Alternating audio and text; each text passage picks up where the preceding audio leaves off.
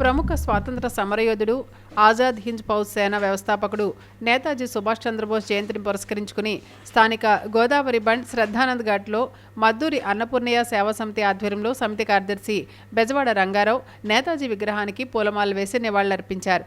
ముఖ్య అతిథిగా నగర కాంగ్రెస్ అధ్యక్షులు బాలేపల్లి మురళీధర్ విచ్చేశారు. సమితి సభ్యులు కోడూరి సుబ్రహ్మణ్యం, తాడి సూరిబాబు, జాన్సన్, కిల్లాడ రామకృష్ణ, సత్యనారాయణ, బీజేపీ రుక్కు, ఆకుల సాయి, సదనం టీచర్స్, విద్యార్థులు పాల్గొన్నారు. సదనం పిల్లలకు బిస్కెట్ ప్యాకెట్స్, పెన్నులు పంపిణీ చేశారు. త్యాగాలు చేసినటువంటి ఆణిముత్యాల్లో వజ్ర సదృశ్యమైనటువంటి ఒక వ్యక్తి ఎవరైనా ఉన్నారంటే ఆయన సుభాష్ చంద్రబోస్.